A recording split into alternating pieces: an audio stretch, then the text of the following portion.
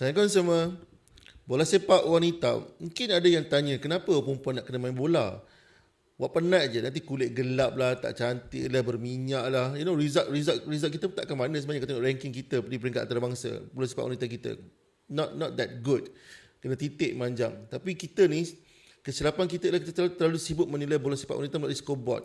Menang oh kalah, ranking berapa, layak ke tak, you know. Tapi bagi saya, ukuran itu kurang tepat. Sebab nilai bola sepak untuk seorang perempuan bukan pada apa yang dia capai, tapi pada siapa dia, apa yang akan dijadi sepanjang 90 minit tu. You know, kita dah terbiasa tengok bola sebagai sukan keputusan. Tapi untuk remaja perempuan, padang bola adalah sebuah tempat untuk membina karakter. Di luar, dunia mungkin nampak dia sebagai seorang yang lemah lembut, pemalu, tapi dalam padang dia adalah seorang general. Dia adalah pejuang. Dan bola sepak ni sebenarnya platform untuk dia bina kepribadian yang kental, cara dia berfikir yang tajam, dan juga keyakinan yang tak boleh dibeli dengan duit, yang tak ajar pun dalam kelas dekat sekolah. So bila seorang perempuan masuk ke padang, dia bukan sekadar belajar tentang menendang bola, dia sedang belajar tentang survival. Dia belajar berani lawan tekanan bila dikepung oleh pihak lawan, berani buat keputusan dalam masa yang cukup cepat, dan yang paling mahal dia berani buat silap. Yalah, perempuan kan kita kata tak pernah buat salah kan. Tapi no, in reality dalam kehidupan sebenarnya kesilapan sentiasa berlaku. Tapi yang paling penting adalah apa action yang kita buat selepas kita buat silap. Itulah yang mahal yang diajar dalam bola sepak. So dalam dunia yang sangat cepat menghukum, bola sepak memberi seorang wanita, perempuan ni ruang untuk jadi lebih kuat. Bukan sekadar fizikal yang tahan lasak, tapi mental yang tak mudah koyak.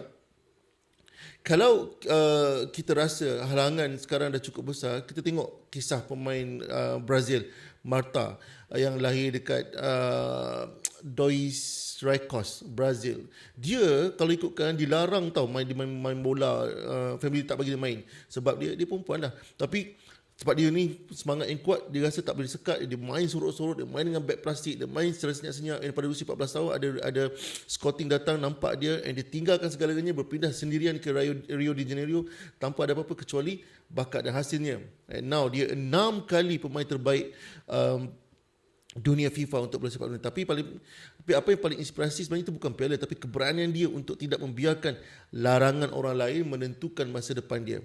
So Marta buktikan bola sepak bukan cuma tentang skill kaki, tapi tentang kekuatan hati untuk berdiri dengan teguh walaupun dunia kata no, jangan. So setiap kali bola datang, dia sentiasa sebagai pemain bola sepak, action dia ialah scan, decide, act. So ini adalah decision making under pressure yang sentiasa diajar dalam bola sepak. So bila skill ni dah sebati, dia akan bawa ke luar padang. So benda ni menyebabkan seorang wanita tidak mudah terpinga-pinga bila berhadapan dengan masalah. Akan tahu benda apa yang nak buat, macam mana nak settle, macam mana nak selesaikan. So untuk remaja perempuan, confidence bukan datang daripada kata-kata semangat saja. Confidence datang bila dia buat benda yang dia tak takut. Dia buat benda yang dia takut tapi dia berjaya mengatasinya. So bola sepak memaksa dia keluar daripada satu zon selesa, paksa dia sedar yang dia mampu lari lebih laju, tendang lebih kuat, berfikir lebih bijak daripada apa yang disangka sebelum ni. Sebab itu kita kena ubah cara kita tengok.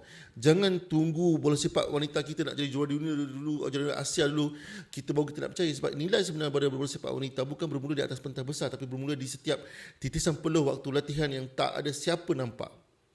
Alright? Jadi lepas ni janganlah tanya boleh ke perempuan ni pergi jauh dalam bola. It's okay. Tanya soalan yang lebih penting. Apa yang dia sedang bina dalam diri dia sekarang? Sebab bila dia beri peluang, seorang wanita bukan sekadar boleh belajar main bola, tapi dia sedang membina karakter diri dia jadi lebih kuat, lebih berani, dan lebih jelas pemikiran dia dan juga arah hidup dia. So kadang-kadang bukan perempuan yang tak boleh, kita ni kadang-kadang sangat limit melihat kebolehan apa yang sebenarnya mereka boleh buat. Okay, sebenarnya it's not about bola sepak lah. Mana-mana sukan pun sama. Sebab tu kita encourage parents libatkan anak-anak dengan sukan. Tak kisahlah sukan apa-apa pun, dia mengajar benda yang sama. Tapi sebab saya ni bola sepak, kalau we talk about bola sepak. Alright, bola sepak tidak menghilangkan ciri-ciri kewanitaan. Bola sepak tidak, orang kata, mengganggu sebenarnya karakter dia sebagai seorang wanita. Kita bentuk dia, kita yang support dia, dan sebaliknya ia akan memberi, orang kata apa, pengajaran yang lebih kuat, lebih hebat ketika dia berhadapan di dunia luar suatu hari nanti bila mereka dewasa. Assalamualaikum.